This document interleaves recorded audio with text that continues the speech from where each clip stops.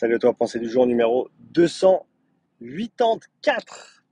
Comment se tester sur ergomètre, en course à pied, en cardio de manière générale, quand on a peu de moyens et peu de matériel? C'est la petite pensée du jour. Ce que j'aime bien, c'est déjà que les gens aient accès à un cardio-fréquence-mètre. Parce que c'est super accessible, tout le monde peut s'en procurer un. J'ai parlé il y a 2-3 jours du meilleur cardio-fréquence-mètre dispo. Pour moi, c'est à l'heure actuelle le Polar H10. Ça changera certainement dans les mois ou les années qui viennent, mais pour l'instant, c'est ce qui se fait de mieux. C'est super fiable. Tu peux le synchroniser avec deux appareils ou deux applications en même temps, ce qui le rend pratique pour la collecte de données. Et au niveau du prix, c'est tout à fait accessible. Donc voilà, cardio-fréquence-mètre Polar H10. Une fois que tu as ça, tu peux faire pas mal de trucs intéressants, à mon avis. Euh, et surtout, pour tester, tu n'as pas besoin nécessairement de beaucoup d'outils avancés. Je pense notamment au modèle de la puissance critique, dont j'ai déjà parlé dans pas mal de vidéos sur la chaîne. Je t'invite à chercher puissance critique Upside Strength sur YouTube pour trouver toutes les vidéos sur le sujet que j'ai faites. C'est également un des sujets du séminaire que je donne. Donc, si ça t'intéresse d'en savoir plus et de savoir comment appliquer ce modèle pour toi, pour tes athlètes, je t'invite à venir participer à un de mes séminaires. Les liens sont dans la description de la vidéo. Euh, et avec ce modèle, on peut, en gros, avec des tests de performance, très simplement, un test de 3 et de 12 minutes en vélo ou en ergo, un test de 1200 mètres et un test de 3600 mètres en course à pied, avec simplement ces deux valeurs, tant bien, pas tant bien que, mais tant que l'athlète a donné son plein potentiel, c'est-à-dire que idéalement, il faut qu'il y ait un essai de familiarisation avec ses efforts avant de les compter comme valides, parce qu'on va toujours pouvoir grappiller quelques watts de plus en général sur le deuxième essai, simplement parce qu'on sait mieux se gérer et donc mieux exploiter son plein potentiel sur ses temps ou ses distances. Et une fois que ça c'est fait, bah, tu calcules ta puissance critique avec l'un des calculateurs que j'ai mis à disposition. Euh, et ensuite, tout ce qui te reste à faire, eh ben, c'est avec ta Polar, c'est faire un test par palier.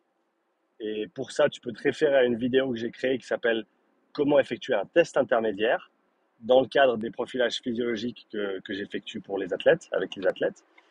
Et en gros, tu peux utiliser cette puissance critique pour calibrer ton test d'effort. Et idéalement, ce que je recommande, c'est que le huitième palier soit ta puissance critique.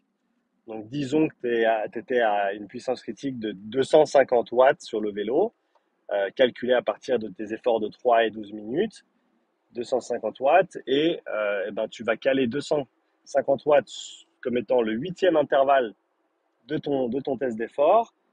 Premier intervalle, en général, il va être des, aux alentours des, je dirais, 30%.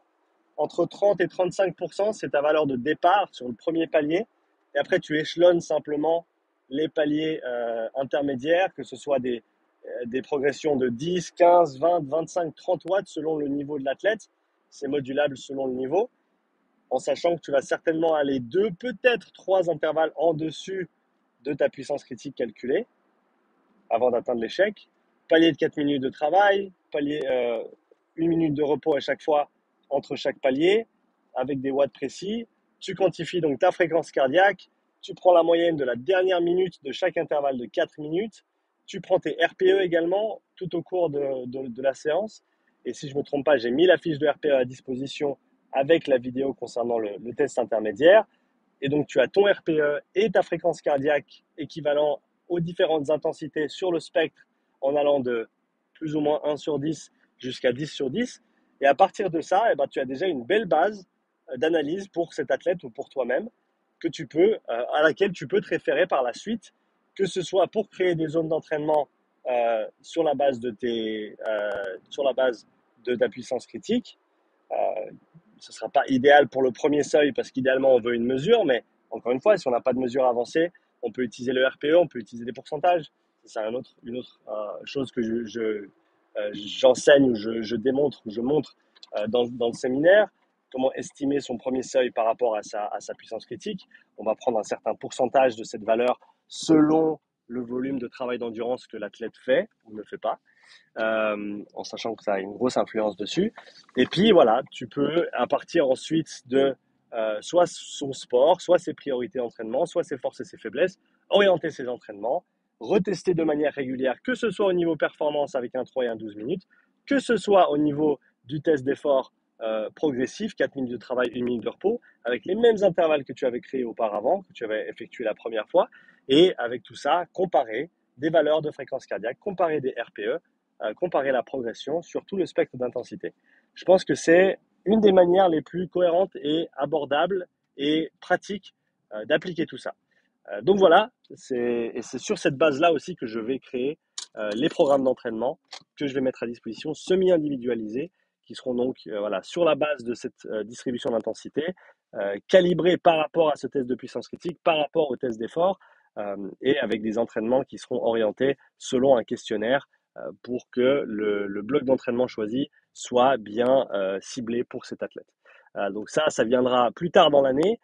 Pour la petite info, aujourd'hui, j'ai publié ma formation Comprendre les seuils physiologiques et les zones d'entraînement en anglais, Understanding Thresholds and Training Zones. Très content d'avoir terminé cette traduction et de l'avoir publiée. Et donc, je vais pouvoir m'atteler à mon prochain projet qui est l'écriture d'un article sur le sujet du testing physiologique que j'effectue pour le blog Simply Faster. Je me réjouis vraiment d'écrire ce blog. J'ai énormément de respect pour ce site et ce blog. C'est un honneur de pouvoir paraître dessus. Et puis après ça, ce sera le système respiratoire et les programmations semi-individualisées. Si ça t'intéresse, laisse-moi un commentaire, comme ça je sais qu'il y a d'intérêt pour tout ça. Et puis je tiendrai tout le monde au courant via les futures vidéos. Voilà, c'est tout pour cette pensée du jour. Laisse-moi un commentaire, laisse-moi un like, abonne-toi si ce n'est pas déjà fait parce que c'est gratuit et tu peux toujours changer d'avis. Et sur ce, je te souhaite une belle après-midi, une belle journée et à bientôt pour une nouvelle pensée du jour. Ciao.